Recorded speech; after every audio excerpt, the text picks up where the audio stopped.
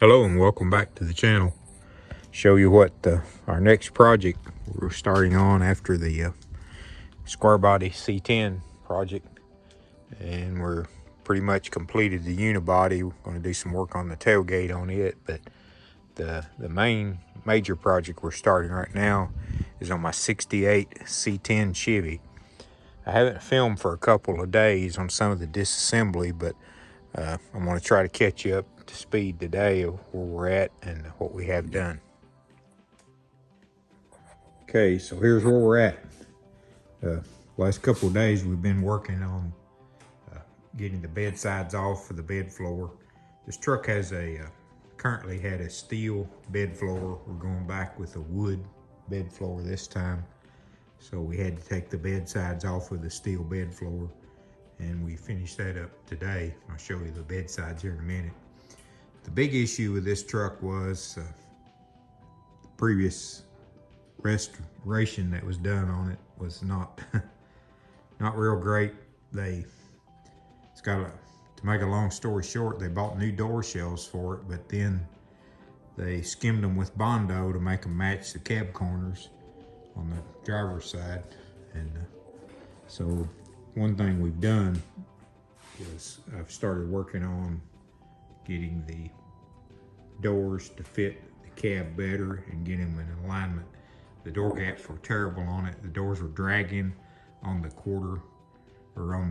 rocker panels in the corners and across the top in places. So I discovered that one of the rockers they had put in up too far on the cab, and it had misaligned the gap. And I'll show you on the passenger side what that looks like. We started on the passenger side working on the door gap. I've got the latches removed completely from the doors, and I'll tell you about why I done that.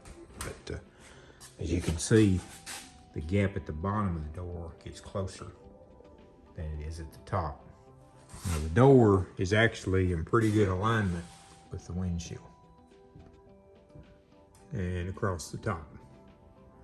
So we know the cab corner area is the problem there. But when I got to looking at it, the rocker panel on this side was twisted in too much at the bottom there, and it also was too long. So when they put the rocker panel in the cab corner, they got it all forward too much.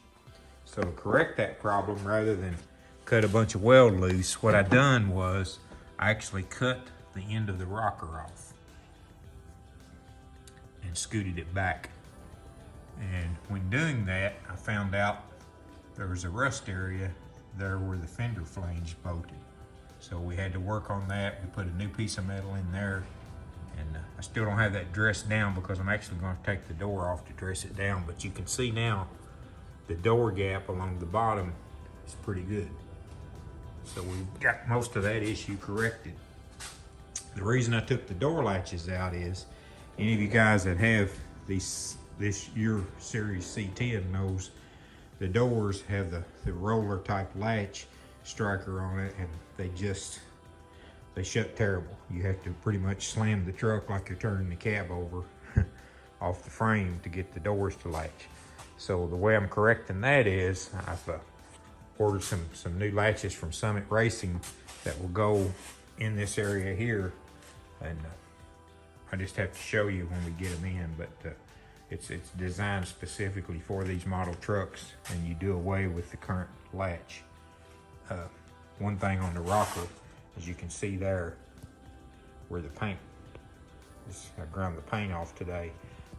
That's when I determined the rocker was setting the cab too much forward. So, but we've got that corrected now, where the door's actually not dragging on the rocker. We just got to work on this cab corner here and get the door gap widened at the bottom to make it uniform all the way up. Also, if you look at the bottom of the door, this edge of the door here is actually curled out.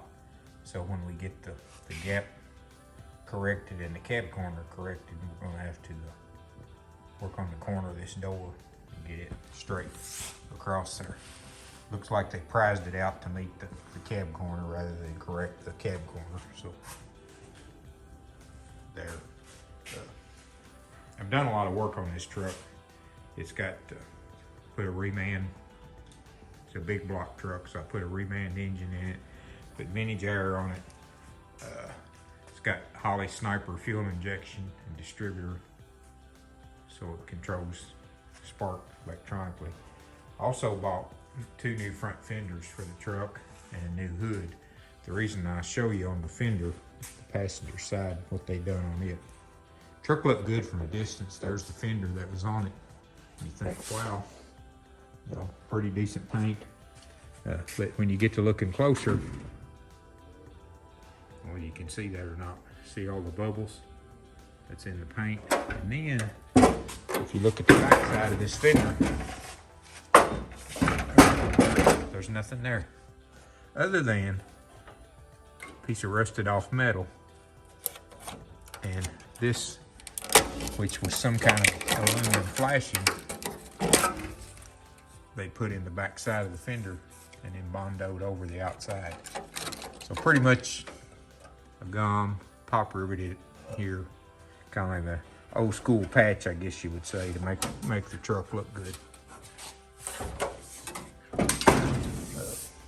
And probably going back with the same color red. This is it's actually a Chrysler red color, I did find out, and you know, I'm pleased with the color, okay, but the tailgate, the Chevy emblem, turn my phone edgeways here so you can see it, but that I actually bought for the tailgate and the trim strip, and but the paint on the tailgate is, you can see it's lifting, raising up.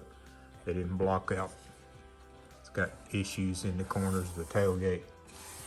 The tailgate itself, you think, well, it's pretty good, it's salvageable. No, it's not. It's got a bad bow in the middle of it. It's not straight. This is the hood that come off the truck. You can see the front side looks pretty good, but when you look at the back side close, there's dents all in it. Looks like almost like hail dents. And then when you get to looking closer at the top side of the hood, you see a bit there, you discover it's got a lot of Bondo in it. So, you know, on the lip edge. So the hood's, I'm changing the hood also. The bed sides, let me take you in here and I'll show you. Take a look at those. Here's the cowl off the truck. Took it to my friend's house and had him sandblast it. So I got it ready to prime and paint. Here's the grill shell. You notice it's got 2 big dents at the bottom edge of it. It's got to be worked out. Otherwise, it's pretty decent. The surround chrome is not the best. I'll probably end up replacing that. It's got quite a few little peck dents in it. This is the cowl hood. You've probably seen it in some previous videos leaning up against the corner. I've had it for probably a year or more. And that's what we're going to put on it this time. It's just a small cowl, not anything huge. And it's also a steel hood. The bed sides. Here's what we have on the bed sides. They have put bed liner on the bed side, which is okay with, I'm okay with that, but it is really, really heavy and thick. And I guess they thought it would look nice to put glitter on top of the bed liner. It's hard to see, but it's got little red silver specks of glitter in it. I actually couldn't even tell this when I bought the truck until I actually got it, but you can see here they didn't prep around the wheel tubs. Still got the surface rust, and they just shot the bed liner over the top of all of that. So what I'm going to do on these bed sides on the inside is strip them. And you can see there I've started just to see how the bed liner strips. And it actually strips pretty easy with the Eastwood Contour sander. So that's what I'm going to do there. They'd already filled the stake pockets on the truck across the top. So very little to do there. And the bed sides of the truck are not bad at all. However, if you get to looking close down the side of it, and it's kind of hard to tell from in here, but the bed sides are really ripply. In other words, they didn't get them blocked hardly good enough to take out all of the unevenness. They're not really all that great as far as being flat. Maybe I can get a little better shot right here. It's kind of hard to tell, but with shooting it on the camera, but if you could actually see them up close when you look down the side, they're just not truly flat. So we're going to block those out good and do those again too. So to try to wrap things up here as quickly as I can for you, on this series, I'm going to start, of course, working on the truck and getting the body straightened up and squared away on it. And then we'll be doing a complete paint job on it. Of course, another big issue on the truck is the gutter rails. Let me show you those. They didn't probably pretty much done no prep work on those. They just maybe smeared a little putty in them. See as you can see there. So we're gonna clean all this out and redo those. We're gonna pop the back glass. They didn't take the glass out when they painted. We're gonna take it out. May or may not take out the windshield, but if we don't take out the windshield, I'll show you a trick that we'll do on that in order to get paint up under the gasket part of that. It's actually, there's no paint peeling around the windshield, so we get lucky there, I guess, as far as having to do anything real major there. But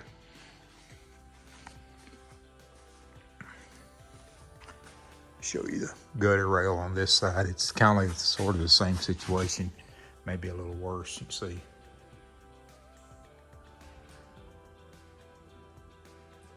So we're gonna try to get all that straightened out.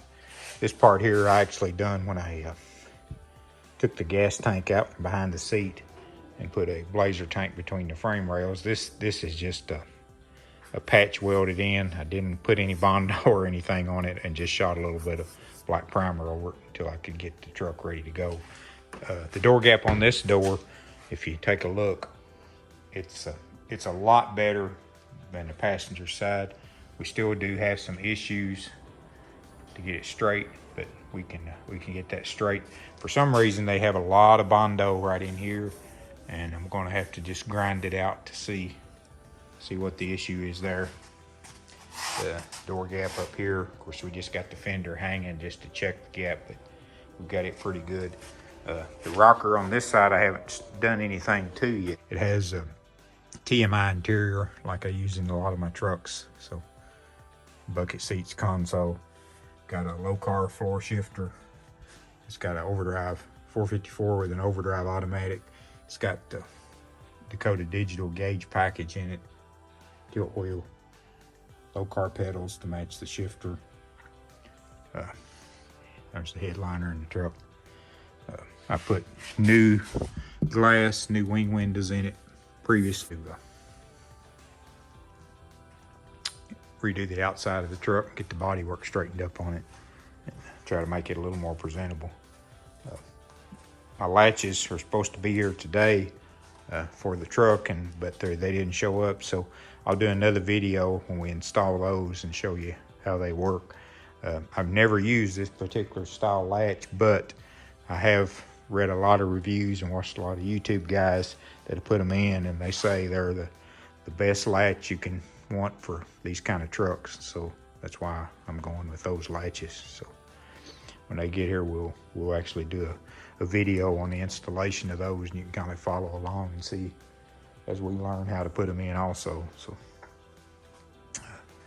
the rest of the truck it's got disc brake fronts. I am going to be putting disc brakes on the rear, get rid of the drums and the 6 lug. It's got wheel adapter spacers on there now from 6 lug to 5 lug, because it is a 68 rear end under the truck. Uses a panhard bar there, trailing arm, whatever you want to call it. It is an adjustable one I have on it because the rear end is lowered and the front of the truck's lowered. So But that's where we're at. It's got a Blazer fuel tank with an in-tank pump for the Holley fuel injection on it. So,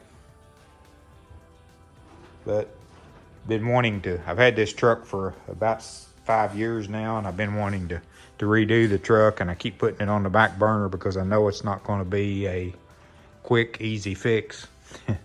And of course it's not going to be, but it's too nice of a truck not to try to fix it right. It runs down the road good. 454s. I've got kind of cruising gears in it, so it's a good cruising truck. So that's where we're at. I know this video is just more or less informative, but I just wanted to get you up to speed on what we're going to do on this build. And I should have been videoing, I guess, as we tore it down, but a lot of boats we had to cut off in the bed that were rusty and that kind of thing. So just sort of a mess, as you can see there, the dust and stuff that's got stirred up just in the shop here from doing it all. But we'll cut it off here, and like I say, with the next video will probably be on installing the door latches and getting the doors finished aligned, and get it ready to start doing some body work on. So thanks for watching. Please like, share, and subscribe.